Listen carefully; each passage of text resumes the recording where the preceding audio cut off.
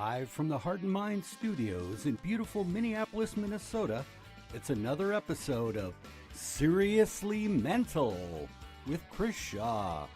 Tonight's guest,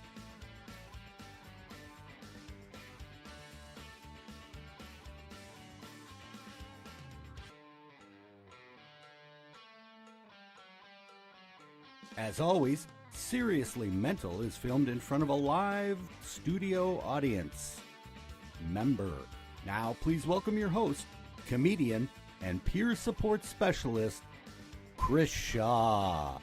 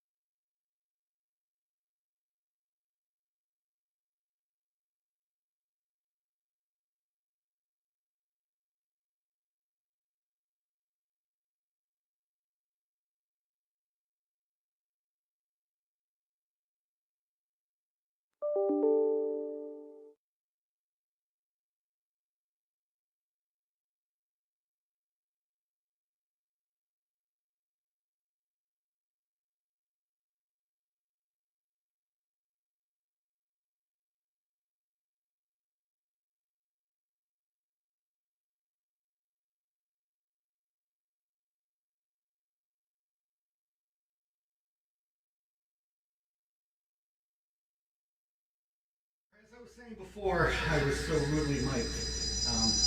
Can you turn down the sound on that monitor over there? I think that might be what it is. Front, the thing is there. Nice. Awesome. This is a show about, if you've never seen this before, this is a show about archery and deep sea fishing and macrame and long walks on the beach. It's a show about music and fine art and fine dining. Also getaways in Wisconsin and visiting your local creamery. It's really a show about whatever it is that makes you happy. We're all about mental health, mental wellness. We will talk about mental illness from time to time, because I will tell you I deal with my own mental illness. But I'm good today. Thanks for asking. Seriously? Seriously, I am. So it's nice to be here. We're in Minnesota, for those who might be tuning in from out of state, where we are in our second week of living a National Geographic special. We have had temperatures, I think today we hit a high of 0 or so. We might even be pushing 3 at the moment. 3 degrees total. And as you can imagine, that makes it a little hard to live. And yet, I've always been surprised how people just kind of get around. They just go in and do their thing in the middle of this kind of cold. How they survive, I don't get it. But I like to stay inside as much as I can, even when I have to travel. Today, I spent some time just, with a good book. Coloring. Yeah, and the manager at the Walgreens asked me if I was going to buy anything, and figured I'd step out. Had a coupon though. So that's what I've been doing with my days, just watching my car not start. That's been fun. Go out there and visit it. Got one of those fancy car starter things that you plug into the lighter. But I don't know how that works because the battery's dead. So I'm still working on it. I bought a lot of things for my car that I don't necessarily understand. Like when I first moved here and was driving, everybody said, well, people hit deer all the time here. You can get one of those little whistles you put on the front of the car, that when you drive.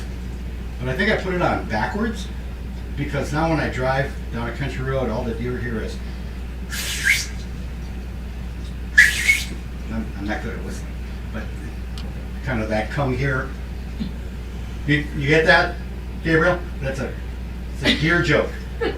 Oh boy, it's already starting. We're a minute in, and I know a lot of people are probably just turning on their watching device right now, because this is about the time, 8:07, when we're usually finally figuring out how to turn the camera on and fire up Facebook and YouTube. So if you're watching us on YouTube, jump over to Facebook and see what it looks like there, and if they look the same. And likewise, for you people on Facebook, hey, if you're already watching it, why don't you hit that like button and you know, hang out on our site. We'd love to have a few more people on YouTube. You know, there's somebody who takes pictures of their cat who has tens and tens of thousands more followers than we do here at the Heart and Mind Connection for the Seriously Mental Show. So if you would, on YouTube, just go ahead and hit, hey, we enjoy what you're doing. Let's subscribe. This is one of the cheapest subscriptions you can possibly have. Unlike cable, we won't charge you. Now, we also won't be over in a 2-hour window. You never know. We could just keep going. I think I will. Thank you. What have I done this week? Took my mom. I drew the short straw. I got to take my mom to get her COVID vaccine, her first one. Or that's what I told her. She has just been, I need to get vaccinated, I need to get vaccinated. And she's 82 with foresight and didn't recognize the difference between a clinic and a veterinary clinic. And so I think I've got her distemper taken care of for the next month or so. And then it could happen again. So she's had her first one. That's good. If you've had a chance to get a COVID shot, hopefully that is working. And if you are a teacher, I hope you get a chance to get up there. I'll hold my mom back for another week. Go take her shot. And let's get some kids back to school and having some fun again, like when I was a kid. Yes. We got a great show tonight. We have from the Diversity Institute, Malissa Adams will be with us tonight. Yeah, talking about all things diversity and how people are a little confused about diversity and what that might mean. So we're going to take a quick break, and when we come back, we'll have Malissa Adams and readers' letters. Stay around. 1 in 4 of us will be affected by mental illness at some point in our lives. Yet nearly 2/3 of us will never seek help, especially men. We pride ourselves on courage and our ability to never show weakness. But mental health touches us all. We are athletes, actors, and musicians. We are friends, husbands, and fathers. It's one of us, it's one of you. It's time for men to talk about mental health. Help starts with the conversation. End the stigma. To learn more about our stories, visit bringchangetomind.org.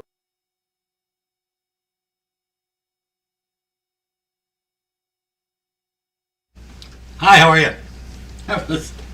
I didn't realize I was going to get caught there having a sip of my 0% alcohol Heineken. That's right.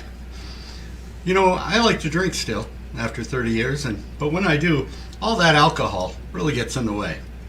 So I'm drinking 0% Heineken. It's a number I can count to. All right. It's also green. It's also green. And he is green with envy in there. Now back to our regularly scheduled water, already in progress. Awesome stuff. How do you like the? Which hides what I'm how do you like the? I'm right out there. I'm all out there. Don't have any eyeballs on my. Where'd we go there, sir? Oh, hey! How are you? Welcome. You want me to sit back a little bit? Do I look more distinguished? Here we are in beautiful Minneapolis, Minnesota. I have, where is it? I've lit that light right there for all of those who are watching the show tonight. That light is for you. I know you feel special as well as I do. Got a reader letter this week that I want to talk about. I'm just going to pull it up here. Why don't I read it to you? Dear Mr. Shaw, we've seen your program, Seriously Mental. Thank you so much. We've also seen you out in our neighborhood. We're wondering if once the pandemic is through, if you wouldn't mind continuing to wear a mask.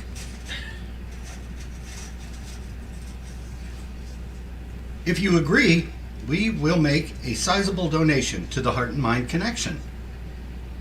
Remember, mask up, and for you always. Signed, the Beautification Neighborhood Committee. Whew. You know, it's a commitment, but I'm willing to do it.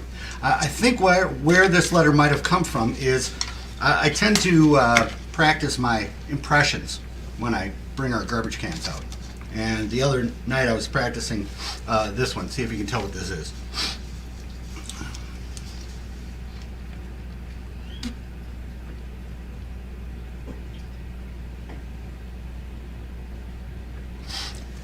If you guessed the bobfish, you would be correct. It's actually the blobfish, but I have a buddy Bob, and I like to think that if he was a fish, he'd look like that. The blobfish, it's a deep sea fish that lives probably 4,500 feet below the surface in the ocean. And they just kind of float, and that's what they look like. And that's what I had done. And that might be why they have written these letters with these kind comments. I'm going to kind of move that one along there, and we'll come back to that later. You know what I'd like to do? I'd like to move on with the show. How about you? Yes, Chris. Okay, excellent. Then probably what we'll do is why don't we talk to our first guest this evening? She is the executive director of the Diversity Institute in Minneapolis. And you know, people talk so much about diversity and understanding diversity and how that's become a big part of training in workplaces, and yet I think very often people are a little confused by what they mean by diversity. Oh, those people are Spanish, those people are African American, I'm white, we're diverse. Got it. Where do I check that box that I've been trained in diversity? There's more to it than that. And the training and the work that our next guest does through both her consulting company and through the organization that she heads is what's got her here tonight. We're going to talk with Malissa Adams. Please welcome her. I got to blow you up here. Let's blow you up. Hi, Christopher. Thank you. Thank you so much. Yahoo! Thank you. You got Thank her you there, so Gabriel? much. Bring her to us. There she is. Hi, everyone. Hi. Yes, thank you. Thank you so much. Christopher, thank you for having me. We got to slide out a little me. bit. There we go. There she is. Nice. Thank you so much for being here tonight. Well, thank you for having me. I am so honored to be here. This is kind of cool. The whole idea and what we had been talking about before, that diversity is become maybe a catchphrase for some people as of lately, while others live their diversity on a regular basis. But really, has diversity and the idea around recognizing and understanding diversity, when did that really start becoming a thing? Well, a thing honest, right. That white folks go, oh, I should probably check out that diversity and see what that's all about. You're right, Christopher. It's become a buzzword these days because of so much of the current events and the things that we're seeing in the current events. But diversity's actually been around since the late 70s. It started out as a program called Affirmative Action. Much has changed since then, but diversity and inclusion has definitely been around for a while, and we've been doing this work since 2010, so we've been doing it for a decade already. Wow. And what was it that brought you to this? Tell us a little bit about your background and how you ended up feeling that this was something that was in your wheelhouse of helping people understand this? Well, I honestly, as an African American gay woman growing up in Brooklyn, New York, as a young girl, I was not allowed the privilege to ignore race. My parents, at a very early age, had to sit us down and tell us these are the places you can go, these are the places you cannot go, these are the things that you can do, and these are the things that you may not be able to do. And be careful when you're out there. My mom had 6 kids, 4 boys. My oldest brother, at the age of 18, was killed due to street violence. The crack epidemic, ravaged the black neighborhoods, blighted the black neighborhoods in the 80s. And as a young woman growing up and seeing this, I always asked myself, why, right? As a young person, that's the first question. Why can't we just fix these problems? It's a simple fix. Stop doing this and start doing that, right? It sounds simple. I did a lot of research, and at the age of 13 realized that the cards were stacked against me as a black woman, and then on top of that, as a black gay woman, right? So I kind of fell into this work. They say some leaders are born, and then some leaders are dragged into these positions. And I feel like I was kind of born and dragged into this at the same time. So the diversity that you were kind of taught at home growing up was not necessarily about your own cultural diversity, but was trying to navigate how other people would perceive you and Right. be careful around that. That seems kind of Right. It was about odd way to assimilating, look right? at it. Right. Yeah. But we And don't think about growing that. up in no, and then growing up in New York, and I'm from Gen X. I was born in '72. I'll date myself. All right. But growing up in public school, we learned America's a great melting pot. Now you think about that, Chris. What that means is I come to America and I melt myself down into this goo, and then you melt yourself down into this gooey substance, and then we jump into this pot, and now we're this one gooey substance. Nobody wants to do that. I think people are clinging on the sides of the bowl like that cake mix that doesn't want to get mixed in. No. No, yeah, right? And that's a beautiful sentiment and idea, right? That we're all, that we become one nation and things like that. But some of what makes America very cool is the diversity that we have, culturally, the uniqueness. racially, religiously, Yes. politically. And then I'll even that's- say that one. Right. That's what makes this country great, that no two of us are alike. And when we talked earlier, we talked about diversity being broad. And I think that's where Stanton Adams Consulting and the Diversity Institute kind of set ourselves apart. Because oftentimes when people have conversations around diversity, the first thing that comes up is, oh, you're talking about race. You're talking about gender. You're talking about sexual orientation. So as a white 65-year-old straight male, this conversation has nothing to do with me. And I try to teach people along the way that no, diversity is similar to your DNA. So I have 2 twin brothers, and twins are said to have the same DNA. But we know they're not exactly alike. Right? They have some differences in their body chemistry, but no 2 people are exactly alike. Even if they're twins, they're not exactly alike. So that also says, hey, 2 black guys aren't alike. Oh, 2 white men aren't alike. Oh, wow. Now that changes things a bit, right? Where we no longer can say, oh, all of these particular people subscribe to the same mentality, behavior, action, right?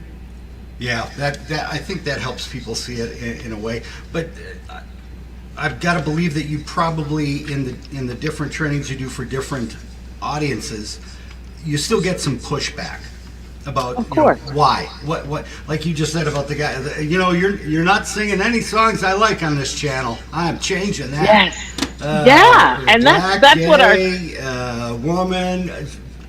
yeah, I it don't has get nothing it. to do with me. Right, and that's the thing. That's where we have to really recognize that diversity and equity and inclusion are super important. Not just to the fact that, oh, Melissa wants to feel comfortable in her neighborhood. Melissa wants to feel comfortable in her workspace and not feel like she's being, oh, those are little soft things, right? Let's talk about the big things. Let's talk about the dollars and cents behind it, right? So, honestly, economically, if we really look at if everyone in our economy is not successful, are we successful as a country? Right. Who's well, right? It was Wellstone who said we all do well when we all do well, Mm-hmm. or Love we that. all do better when we all do better, right? Something like Yeah. that. And I think it's really maybe for me, who's somebody who's on the lower end of the economic scale, it's easy for me to say that I'd like equality with people who are making a ton of money. And they're like, well, yeah, it's easy for you to say that part. How do we have everybody that's on all the different ends of the diversity spectrum find some commonality to buy into, to feel vested in what we're trying to do, what you're trying to teach people about? Yeah, and I think a lot of it has to do with frustration and fear. People, so here's the deal. We have been socialized in the US to believe that there is a scarcity, that there's not enough. There's never enough. And as long as we come from a mindset of scarcity, there will never be enough. But once we start coming at these things from a mindset of abundance, there will always be enough. Part of the challenge too is there's a lot of blaming that goes on in this work, and that's not how we're going to ever solve a problem. If you remember when you were a kid, if you have brothers and sisters, you'd say, I'm not speaking to you, and turn your back. And how long is that going to last, right? You're not going to speak. Even if you're a married couple, if you stop speaking to each other, you still have to speak to each other to get a divorce, right? Right, So right.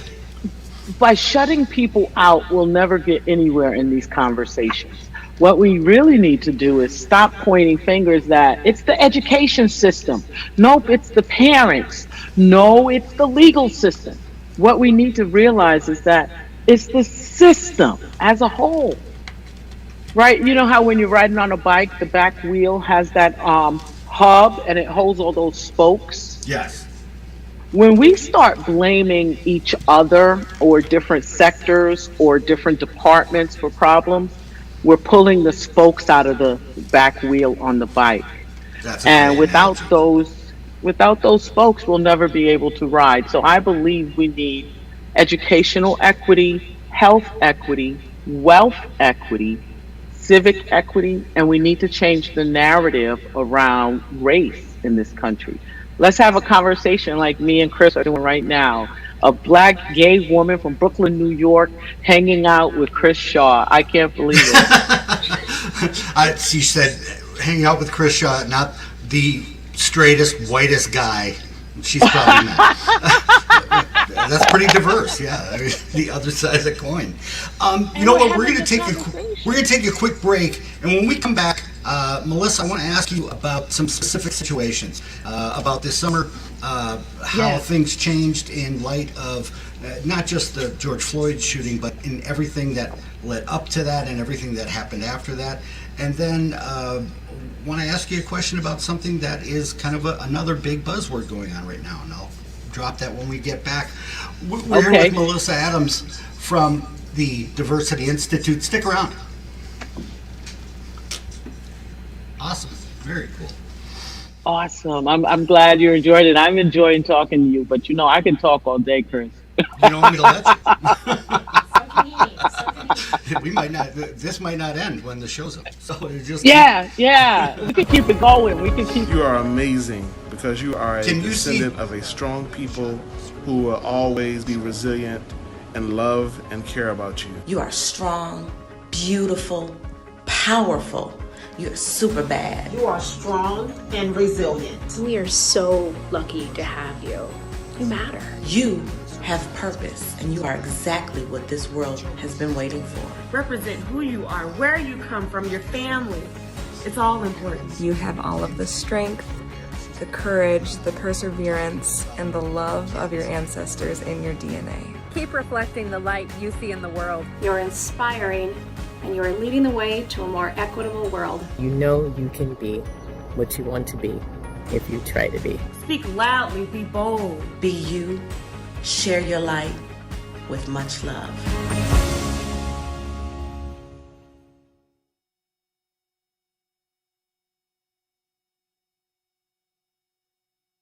Wasn't good. Well, thanks for pointing that out, though. Just a correction, I mentioned the George Floyd shooting,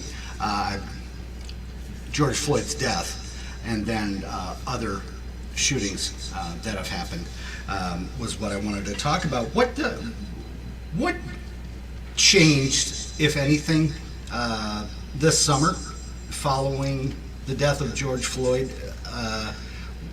Was there a call to what you do more, to find out more, to bring that to workplaces and communities and things like that? And I think it's more so the community called for it. I'm going to switch out my speakers real quick. Yeah. Okay. So yeah, the things that we saw happen with the murder of George Floyd, and some people even were upset with me when I say Mr. Floyd was murdered. And they say, well, we haven't gone to court yet, Melissa. You're not saying that the police officer killed him. You're saying that he was murdered. That was pretty obvious. I mean, we kind of sat and watched that. So gruesome. Saw was so gruesome that Americans and people throughout the world were in shock, right, and dismayed by it. Yeah. At the very least, we all saw that man's life leave his body. Mm-hmm. And I don't know if any of our soldiers or veterans may be used to that type of thing.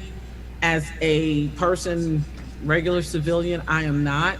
And I believe a lot of people were not ready or prepared to see that. And the other thing behind it is people would say, well, why were they standing there filming it with their phones? Why didn't they do anything?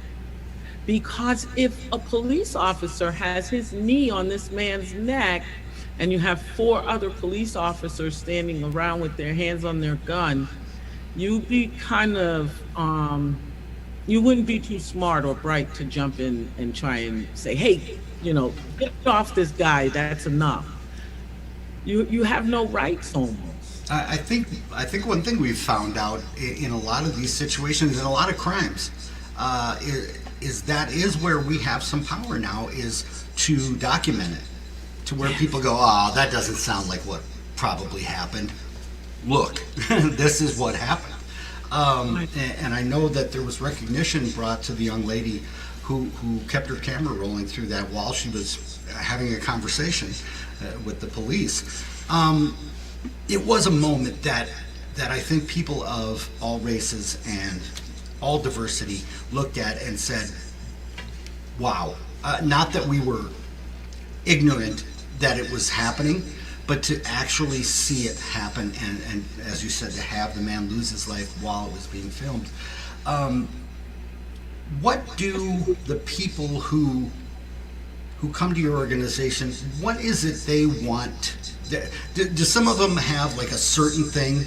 Like I was doing a mental health first aid class, 8-hour class for a bunch of attorneys, and 2 hours in and they go, okay, you know what?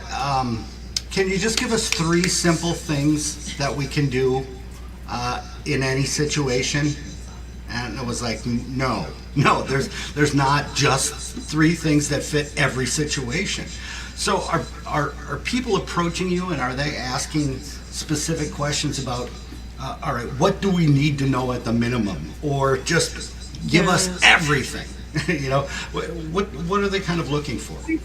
We saw a lot of organizations who had showed a newfound interest in diversity, equity, and inclusion. Unfortunately, they think sometimes organizations believe that Cecilia Stanton, my business partner, best friend, and I have like this box of diversity that we can drop off at their organization. Like, you know, how much is it going to cost? And, you know, it definitely rings true.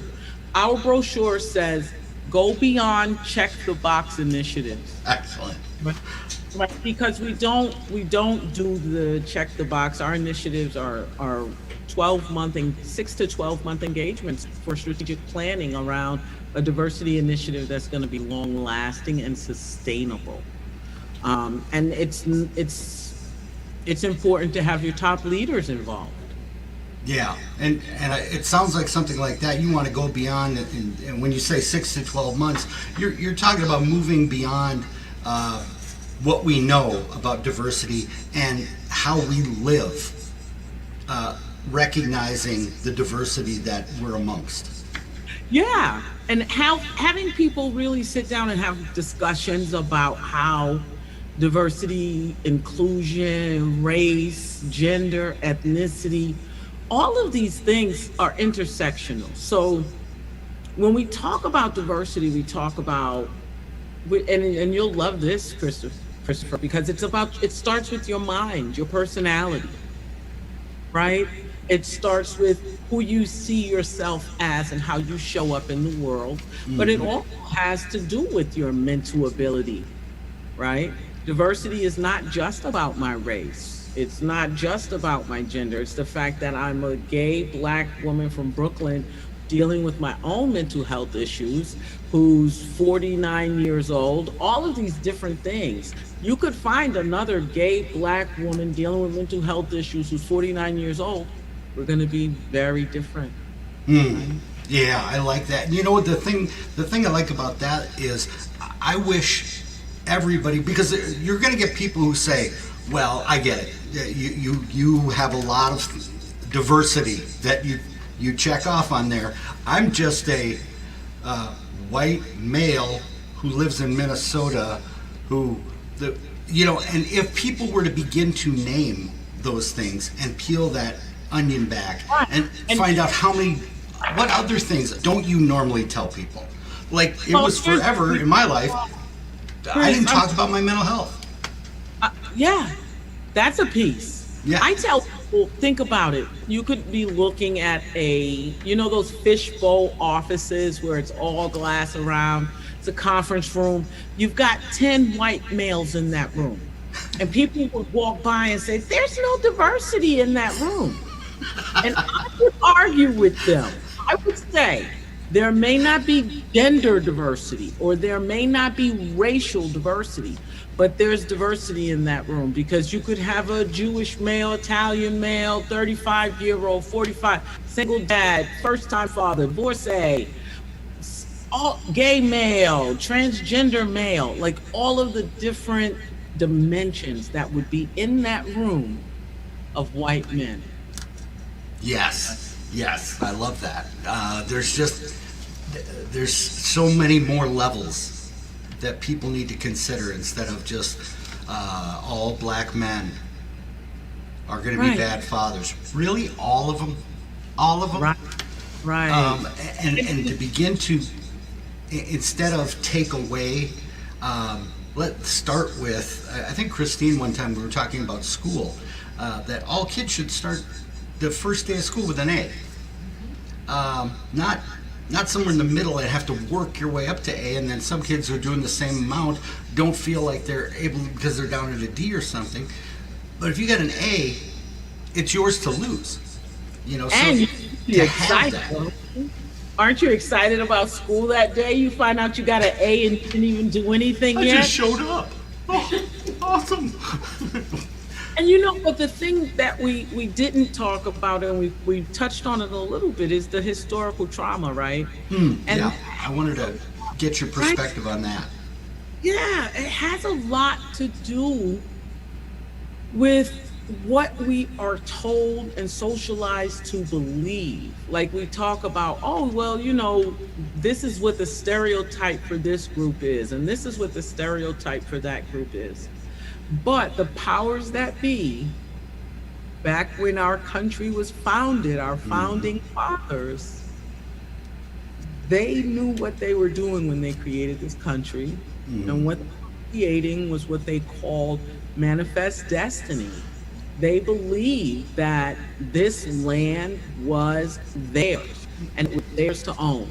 And today, let's fast forward. People say, well, Melissa, you know, that was a long, I'll tell you how long ago it was. It was in 1619, and in 2019, that would have made it 400 years ago. And really not that long in the life of a country, of starting out, maybe getting things wrong, stumbling our way through. What does it mean to include the people that, not just the people who came over on the boats who all look like me, how about everybody else that's here, that was there? But it's all part of the manifest destiny, right? So the manifest destiny is saying that the Native Americans had this land, and they got here, the pioneers got here, and they said, look at this land that God gave us. I'm sorry, sir, someone's living here. What are you talking about? Right? So the word that I didn't mention before, but this leads very well to it, this term that's been being used over the past 5-10 years, reparations for African American people. That's a huge thought process, undertaking. How would that even work? Some people say, well, it's not necessary. The fact that you even recognize that you would want to do that is good, and you hear different things from different sides. What is your take on all this talk? Right one, baby. This is my topic. Oh, there we go. So the challenge is, it's not reparations, it's restitution, right? Reparations, when you say reparations, dollar signs come up in people's eyeballs, right? They say, and then they say, well, let me hide my wallet because they trying to. Or they say, is that all there is? Just write a check, right? And then you guys will be happy, right? It's beyond that. Like, well, how much is it going to take to? It's not that. I think it's more about looking at creating equitable policies and procedures and processes. Because if we continue to go the way we're going, with the wealth gap between Black Americans and white Americans, we're moving, economists, not me, white guys have said this, that we're moving so far away that we will not be able to repair that damage. We're living in what South Africa called the apartheid. We have two Americas that we're living in, the 1% and the 99%, right? So if we don't turn this around, it's going to be detrimental. And like I say, a lot of people want to understand, how do I, as a rich person, give a damn? Why should I care? Where's my buy-in? Why should I care? Give me a reason to care and get involved in that. Yeah, I can see that. Well, for me, do you need to go? No, go ahead. Go ahead. You know what? We thought there was going to be an episode of Friends right after us coming on, but we canceled that. So we can talk as much as we want. We're the friends. So it's a scary piece, right, for people to think about. Well, you know, I have this amount of wealth, and if people are talking about reparations, then they're expecting me to give up something. And that is not what we're asking folks to do. What we're asking for is, first of all, something as simple as an apology. Isn't that funny? Where people their mind will automatically go to the money side, and not necessarily how if somebody were just say that it mattered, that yeah, you were wrong. Don't keep being defensive about it. Just say, this was a long time ago. Did people do things differently and very wrong and hurtful to other people? Yes, they did. I'm not going to trace your ancestry to find out if you were involved in that. The funny thing is people who say, where are we supposed to get that kind of money? Before anybody even mentioned money, which says to me, if you're coming to me saying, we'd like to look at compensation for the wrongs, the trauma that happened historically, people, where are we supposed to get that much money? To me, that says they're saying, it was pretty bad, so it's probably going to cost a lot. And there are states in the union that are giving reparations for slavery. Mm-hmm. And I'll tell you what types of things they're doing. In Michigan State, my niece is living in Michigan State. She gets to go to college for free. She goes to Michigan State University. She's an African-American young lady, and she's growing up in that state. Any African-American living in the state of Michigan can go to college for free. That's reparations. Michigan also makes me want to move down there. They'll give you a $16,000 tax deduction if you're African-American. Now, some people might say that is the reignition of affirmative action on some level. Was it affirmative action when colleges were free? Remember? White men had to go to college for free. It was a long time ago, but by the time I got ready to go, we had to pay a couple of $100,000, right? So that's neither here nor there, right? And when we think about setting the record straight, do we really care about mincing it with little pieces like that, or do we really want to set the record straight? Something as simple as an apology, right? Not a backhanded apology. Sorry that you feel like we enslaved you and your life miserable for 400 years, right?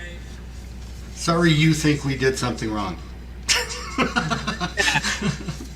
Oh, that's helpful. Yeah. You know what? Stay with us, Melissa. We're going to take another quick break. When we come back, I want to ask a little bit about how this all plays into the topic we find ourselves in, mental health, and what challenges are brought on with diversity. We'll be right back.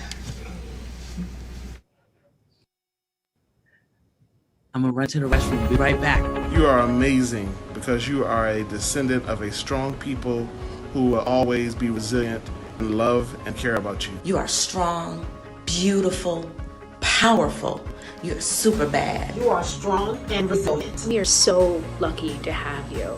You matter. You have purpose, and you are exactly what this world has been waiting for. Represent who you are, where you come from, your family. It's all important. You have all of the strength, the courage, the perseverance, and the love of your ancestors in your DNA. Keep reflecting the light you see in the world. You're inspiring, and you are leading the way to a more equitable world. You know you can be what you want to be if you try to be. Speak loudly, be bold. Be you, share your light with much love.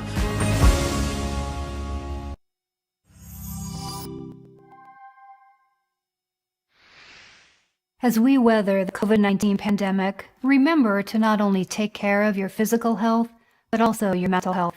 The pandemic news and uncertainty can trigger feelings of loneliness, despair, and hopelessness. You might also feel irritable or on edge, especially given all the changes that have occurred in a short period of time. Good self-care is the key to reduce anxiety and keep your spirits high. While so many of our normal activities are disrupted, Practice kindness. Be patient with your loved ones. Eat healthy. Avoid turning to addictive substances. Get enough sleep and move. Physical exercise is good for mind and body. You will feel better for it. Let's fight COVID-19 together.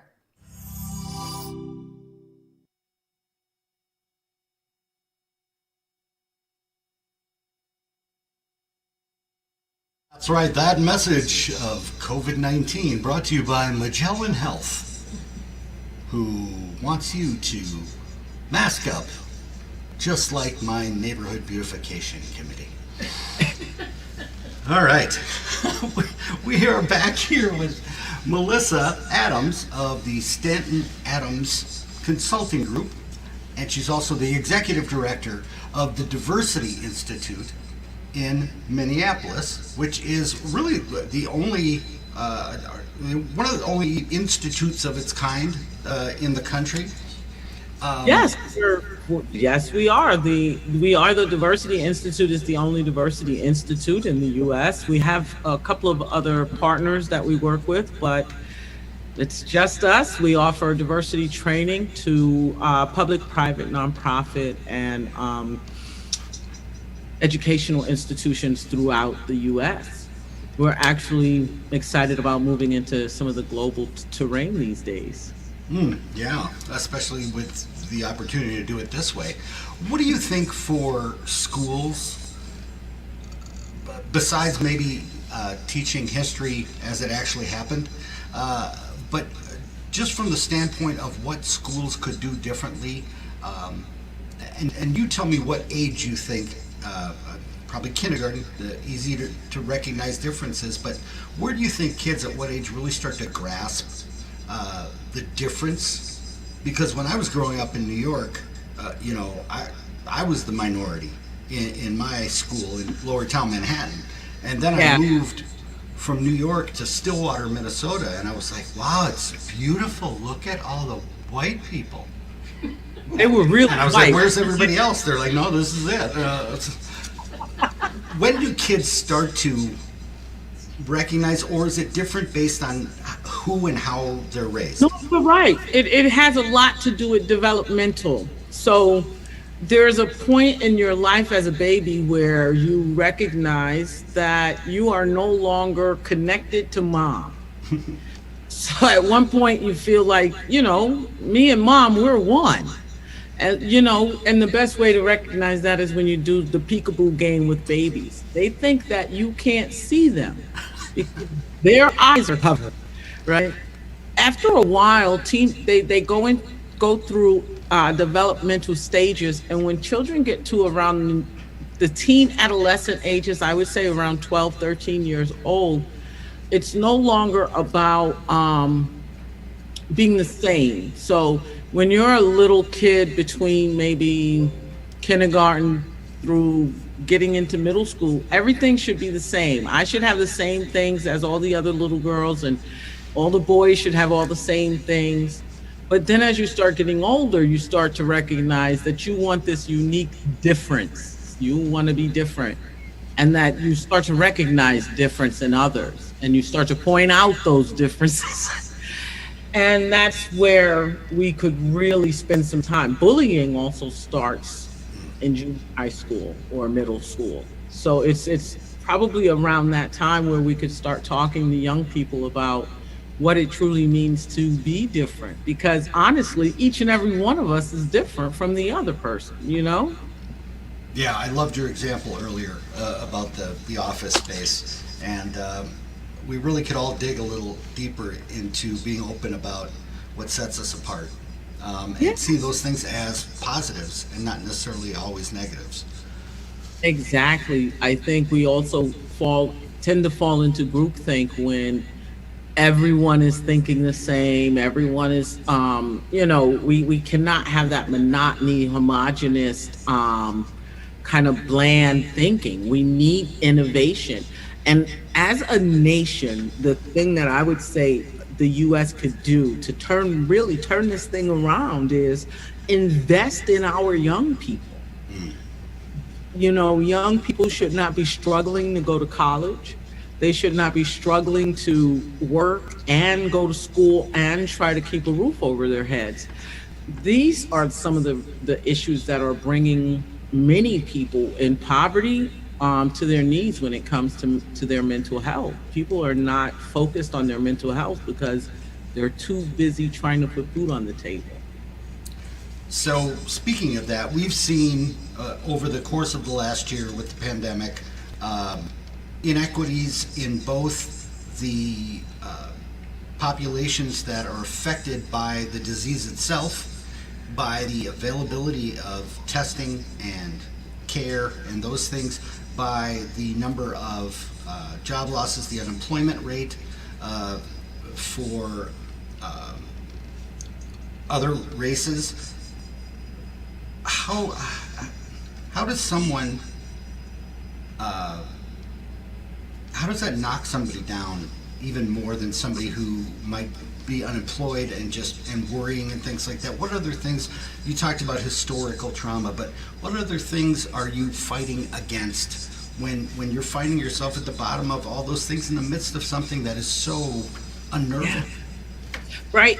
I think part of it is, you think about living paycheck to paycheck or hand to mouth, you lose that. And I used to work for the homeless response system here in Minnesota, helping to end homelessness, find housing for folks. And you'd be surprised how easy it is for one family, one incident, a flat tire, or a sick parent who couldn't get into work, a babysitter gets sick. These little things that for maybe you and myself, a flat tire, we call AAA, babysitter's sick, that's okay, grandma can watch the kids. One small incident like that could set a poor family back, or a marginalized family back 6 months. And we if we're blessed, we have some sort of savings, right, to get. If you're from a disadvantaged community or underserved community, you don't have that luxury. You're living paycheck to paycheck. And then another thing that we've noticed is that the food shelves are inundated now. The shelters are inundated. And we also are seeing an increase in people who are on suicide watch. Yes. Because of this isolation that people are dealing with behind COVID. The other thing is, when you want to talk about trauma, I read something that said, how we saw George Floyd killed in the street?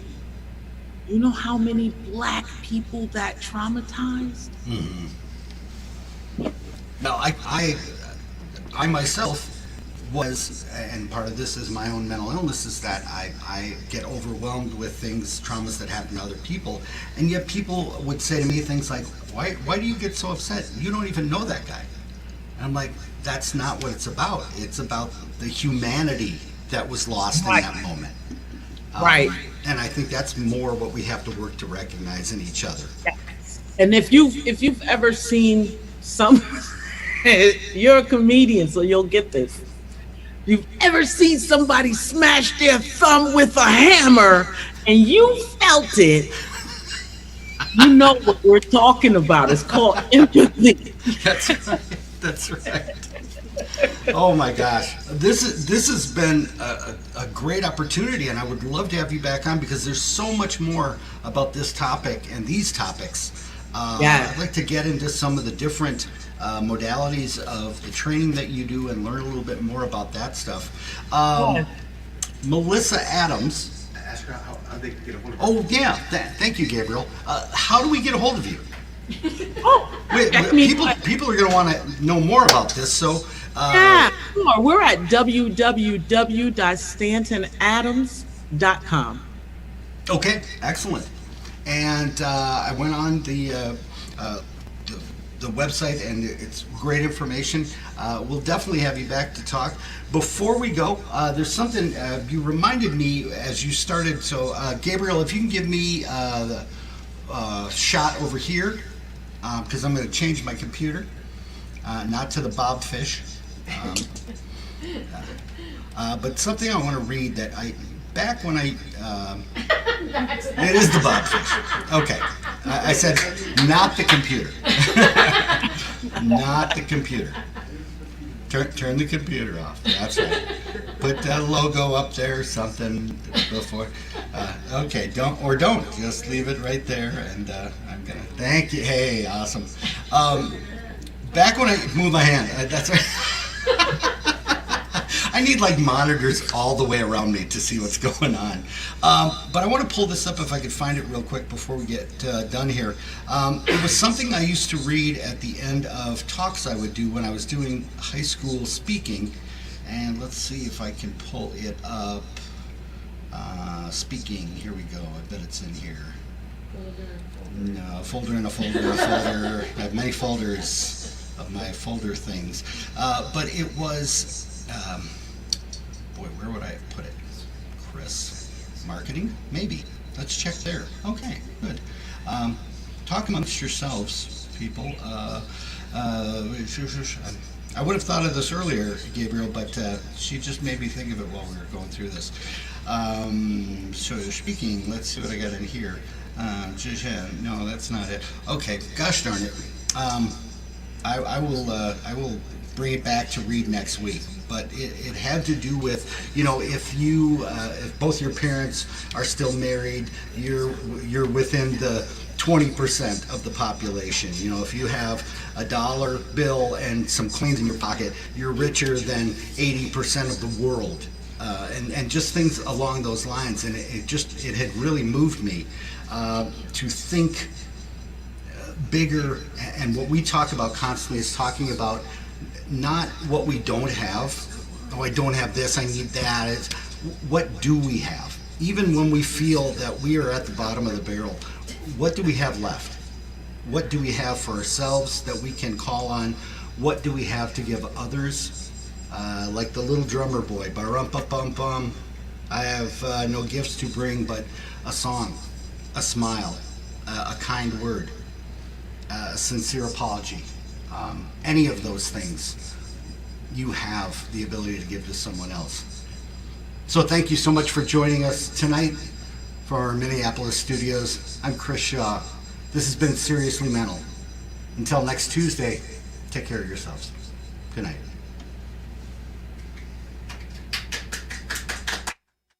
Thank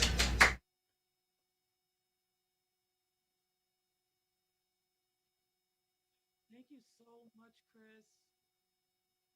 This was wonderful.